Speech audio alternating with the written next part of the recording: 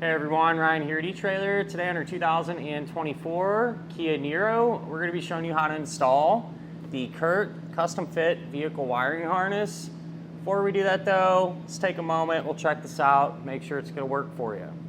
For those of you who plan on pulling a small trailer around or even using a light up accessory, you'll need a way to power up those lights. That way they work properly.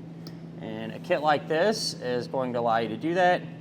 It's going to have the 4-way flat type connector, which is really common, and it'll provide us with our turn signals, our brake lights, and our tail lights. As far as what this wiring kit is going to fit, and I say it because it is customized for the Niro, it's kind of all over the place with the amount of submodels of these Niros. You got the HEV like we have here today, this fit without any issues, and a handful of other ones. And from my understanding, this wiring kit is going to work with all of them with one exception. That's the PHEV. And even then, it's hard to say, but this could be compatible with that vehicle. But to be on the safe side, if you happen to have the PHEV, until we get that figured out, if this kit will work with it or not, there still is a solution for you. You could get the Curt universal wiring kit, and with the universal type wiring, that'll work with pretty much any vehicle across the board. Since the wiring connector is going to live outside of the vehicle here next to the hitch, you have a couple of different options as far as securing or mounting it up. One of them being you could pick up what's called a 4-way flat bracket, which this would fit through there, and then you could get what's called a no-drill long bracket, which would connect to this one and then connect up on your trailer hitch. You can mount it up something like that. Or what you could do, in our case, what we're doing, you can just use the dust cover to loop it around. And I grabbed about a foot-long piece of this wire loom. You can put that over it just to help kind of clean up the installation look and help it blend in a little bit better. Aside from that, not really much to it, It's going to be the solution for those of you that are looking to power up trailer lights or accessory lights. As far as the installation goes, I wouldn't say it's really complicated by any means, but these are kind of tricky to work on. Just underneath there, you don't have a whole lot of room. Everything's just kind of awkward to get to. I did find a workaround on one of the steps that will speed up the installation process and I think makes it a little bit easier. So hopefully that can help you out if this is something you're going to do on your own. If not, you don't want to mess with this, you can always use our dealer locator network to help you find a shop in your neighborhood that can set this up for you. But if you're going to do it yourself, hang around, we'll go ahead and get started on it now. To begin our installation, we're going to be here at the back of our Kia and we're going to be working inside. So we'll open up our rear hatch, and we're going to need to remove any of our floor coverings here. So these will just lift right out of place. Over on our driver's side, we're going to have this little panel here, and we'll have to remove it. So you just pull down on that tab, that'll release, and then that'll expose. This is one of our tail light connectors here. And we just push down on this tab and separate the two. The way this wiring kit is going to work, you're going to have 3 separate T connectors, right? A yellow one, which will get connected underneath the bumper on the driver's side. A green one that'll get connected underneath the bumper on the passenger side. And then this one here, which will get connected behind that little panel that we just removed inside of there. And so from my understanding, if you remove some of these panels and stuff, it'll be a little bit easier to get in there because ultimately this wire is going to have to come from the bottom up into this pocket. With that said though, I just took a quick peek under here. There is a grommet. And so what I think I'm going to try to do, as opposed to taking all this stuff apart, is go underneath, we'll remove that grommet, we'll push this wire up, and if we can reach your hand in here and grab it enough to bring it up and connect it there, I think we'll be in good shape. So I feel like it's well worth the time to give this a try first. If it doesn't work out, not a huge deal, you know, be a few minutes of our time. We'll come back, remove the panels, and do it that way. Underneath of our driver's side, this is the grommet that I believe we can work with here. So I'm just gonna push it up and then kind of pull the whole thing out. And then I'll take our wiring connector and feed that straight up through there as far as I can. We'll see if we can reach down and through that opening and grab it from up top. I'm gonna reach down pretty far, and I believe I have it actually. Let's see, I do. So cool, that saved us a little bit of time. I was kind of thinking too, if you can't reach down there and grab it, my thought would be you could always take this, you know, from the bottom, tape it to maybe like a metal coat hanger if you straighten it out or something like that. Might keep it a little more rigid and bring it up higher, make it easier for you to grab. But I was able to reach down in there and get it. And now we can hook this part up. So one connector is going to go to one end of the factory wiring.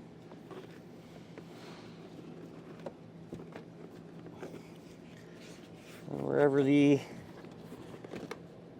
other end of it went here. There it is. And that part, just plug in there. Back underneath now, what you can do, take that grommet and just very carefully cut a little slice in it. That way you're able to feed our trailer wiring through it.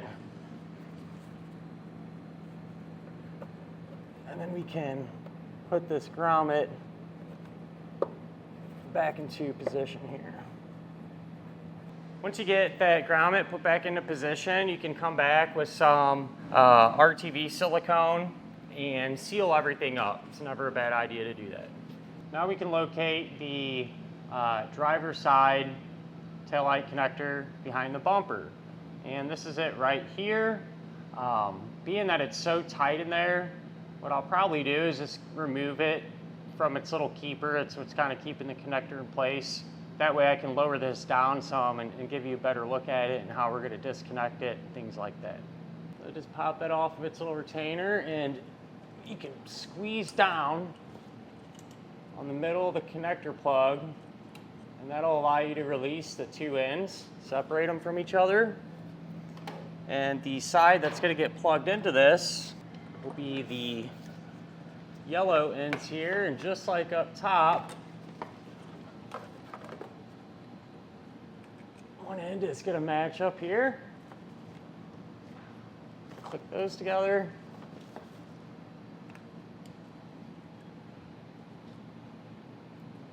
And the other one will go to the other side of the connector there. Over here on the passenger side, I did the same exact thing to get this T connector hooked up. It's going to be the one that has the green and white wires in it. So just like driver's side, same area, disconnect the two ends and tee in the trailer wire. I want to mention too, I just have her wiring loosely routed right now. You know, it's over here. The green one just ran along through there. Eventually we'll come back and zip tie it all up and everything, but I want everything to be hooked up first. But I think we're at the point now where we can mount up our converter box here. And I'm going to use a two-sided sticky tape. I clean this surface off real good with some rubbing alcohol and let it dry. And I'm going to mount this right up in here on the bottom side of our trailer hitch. I cleaned the hitch off too. And being that it's real tight, I'll go ahead and just stick this in place and show you where I put it. Here's where I mounted up that box. And just for a safe measure too, I took a couple of zip ties and zip tied it around the hitch as well. What I've done now, the white wire coming out of that box, it has a pre-attached ring terminal on it. It's going to be a ground wire, so you have to attach it to a clean piece of metal. Really not a ton of options, at least within reach right here, but there was a little bit of sheet metal available. right here, and I use the supplied self-tapping screw to secure that ring terminal down. Wherever you decide to ground it, make sure it's a good clean piece of metal, and make sure that whatever you're drilling into, there's nothing of importance behind it. We can get our power wire hooked up now. So in the kit, you're gonna have a big bundle of this thicker black wire, and we're gonna strip the end back a little bit, and this is how we're gonna make all of our electrical connections, whether it be a butt connector, ring terminal. You twist that wire tight. This end coming out of the box is already pre-stripped. I just make sure to double check, make sure the wires are twisted tight. And then you're gonna take a butt connector. All right, I've upgraded to a heat shrink style. The ends seal up and help protect against corrosion a little bit better, but the ones that come in the kit will work just fine. I just like to tape them up real good once the connection's made. But you put the butt connector over the bare end of the wire, and crimp it down.